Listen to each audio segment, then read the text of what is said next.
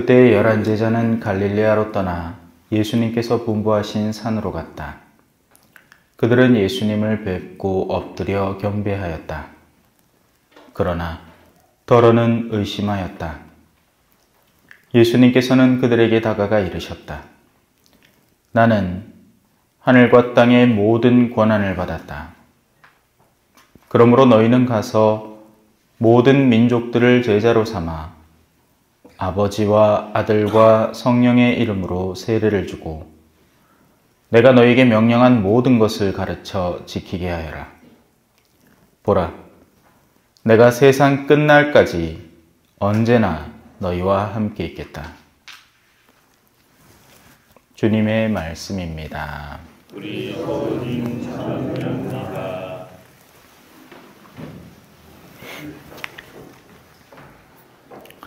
참 예수님,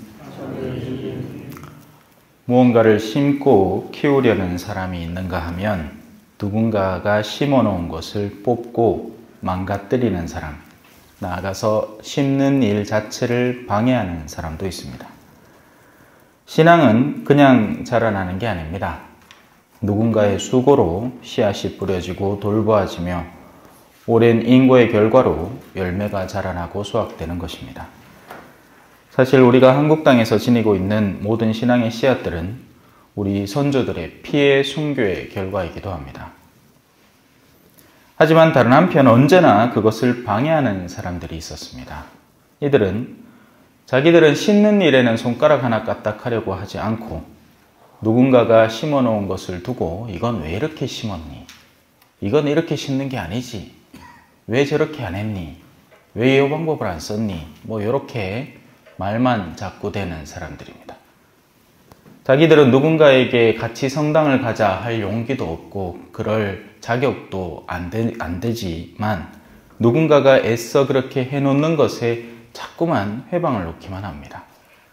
결국 온 사람도 질려서 돌아가 버리게 만들죠. 모든 사람이 복음에 순종하지는 않는다라고 오늘 이 독서에는 나옵니다. 아닌 게 아니라 사실입니다. 사실 재밌죠? 오늘 이 독서의 논리대로라면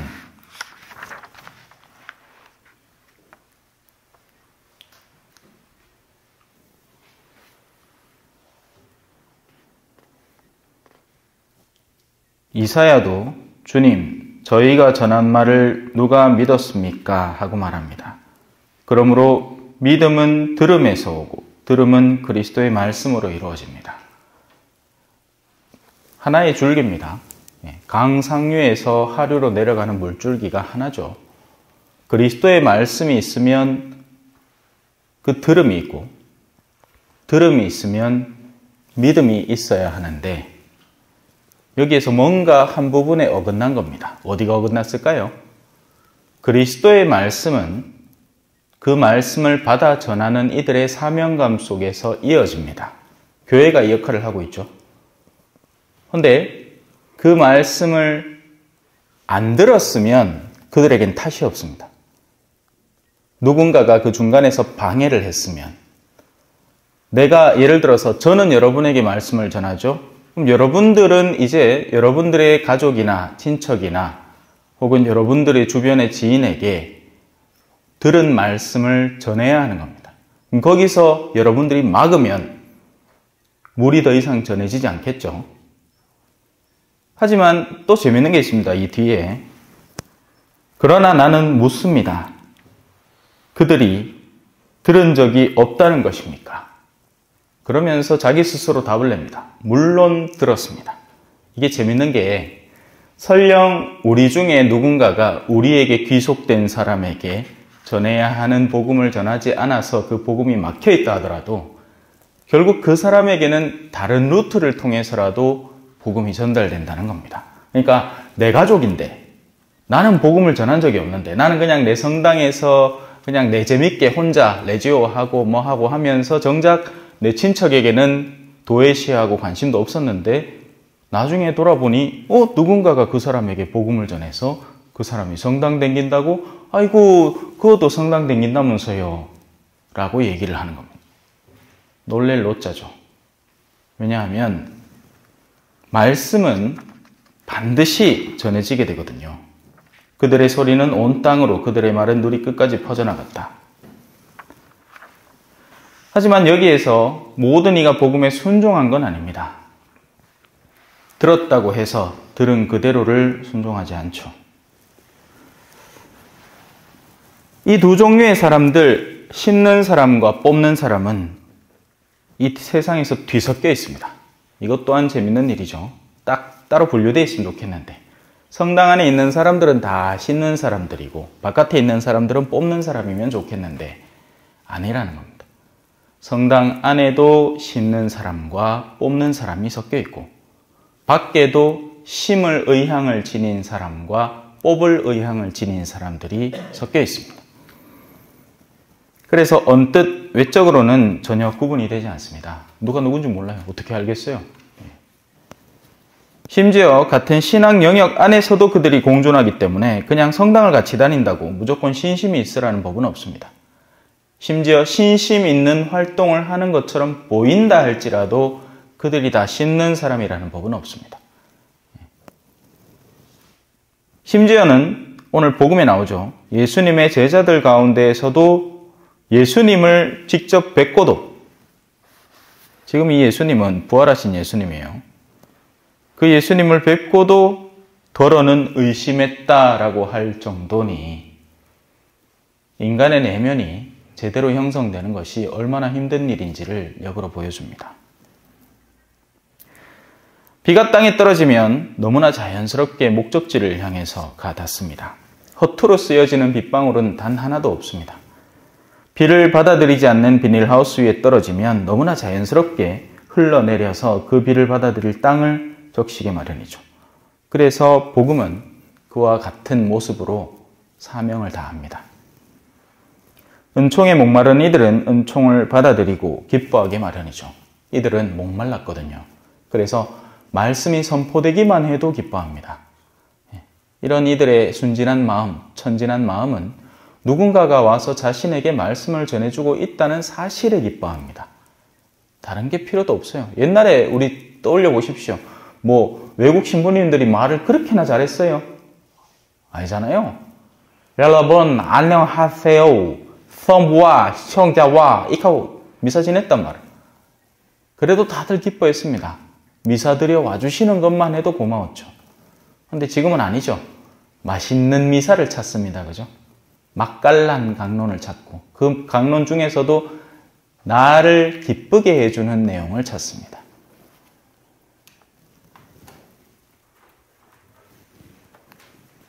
그마저도 저마저도 다 메말라 가겠지만요. 우리에게 정해준 운명 아니겠습니까? 그죠? 자녀들에게 신앙을 전하지 않으니 누가 신부가 되겠습니까? 갑자기 하늘에서 뚝 떨어져요? 성소자는 너무나 자연스럽게 메말라가고 수도 성소도 눈에 띄게 줄고 있습니다. 한 해 입회 지원자 수가 1명, 2명 계산에 어떤 때는 이제 그마저도 없을 때가 생길 거고요. 언제부턴가 우리는 성소를 위해서 기도하는 것도 잊어버리고요. 그죠? 그냥 우리 남은 거 먹고 그냥 쪽내자 이런 분위기로 가는 것 같습니다. 복음을 전하려는 열정도 사라지고.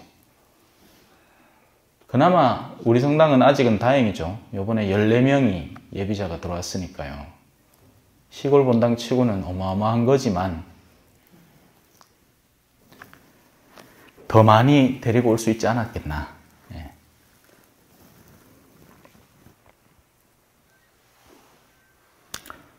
은총에 목마른 이들은 은총을 받아들이고 기뻐하게 마련입니다. 원래 배고픈 사람에게 먹을 거 주면 좋아하죠. 이미 배가 부른 손자들, 요즘 주일학교 아이들한테 간식을 주면 자기 입맛에 맞는 거면 조금 먹고 그마저도 다 안 먹겠죠. 자기 입맛에 안 맞으면 그대로 쓰레기통에 버리고 간답니다. 참 안타까운 현상입니다. 그죠?